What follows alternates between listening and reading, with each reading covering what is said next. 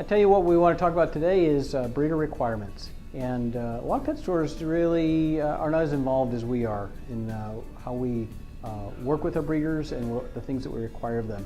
It starts, and it's all listed on our website, but let me give you kind of an overview. The first thing is exercise and socialization. We really want our breeders to have those dogs out of the kennel, into a yard. We have oversized kennels, and you can see some of the videos and see some of those pictures of those. But then they have an adjacent grassed area that's big enough, and what we say is it has to be big enough for the dog to be able to get up a full gait and get up a full run. So that's really important to us. Exercise and socialization, we believe that dogs should be exercised almost every day. We think that also socialization is huge, especially at that young age. And Dr. Ian Dunbar says that if you can get a dog to meet and greet over 200 animals or people before they're 14, 16 weeks of age, you'll set that dog's temperament for life.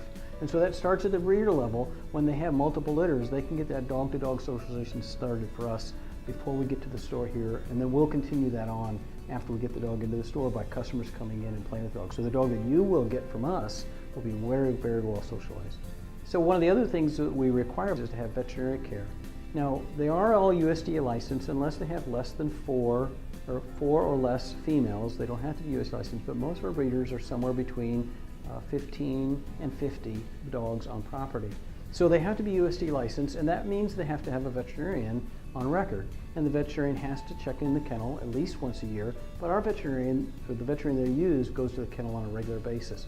She does annual teeth cleaning and things such as that, giving physicals, but they also have what's called a manual, and it's called a Program of Veterinary Care Manual. And that manual gives step-by-step instructions for the breeder to know how to take care of problems if they were to arise, so they wouldn't have to have the veterinarian come out all the time.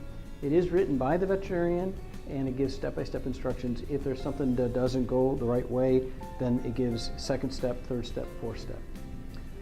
Breeding practices, that you'll find that on the website too. We really expect our breeders to breed when the dog is in its prime, if you will, but to really minimize and not have the dog bred for its whole life.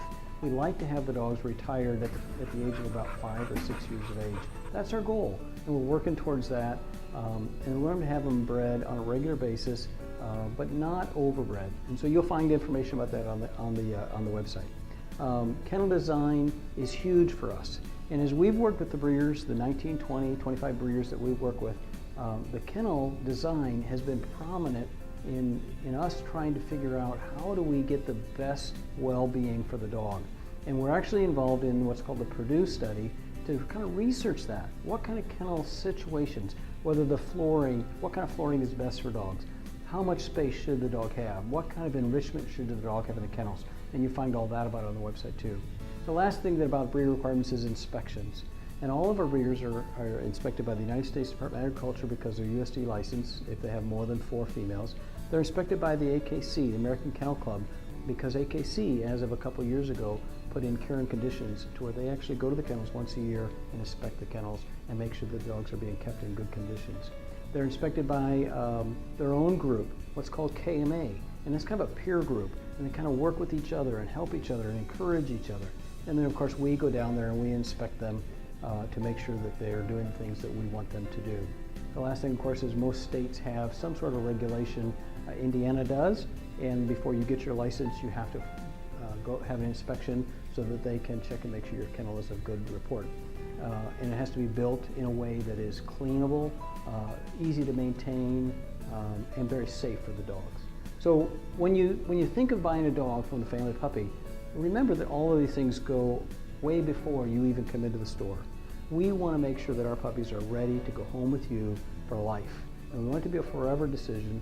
And the things that we do with breeders and things that we require breeders are there because that is the way that you would want that if you were breeding a dog. Thank you so much.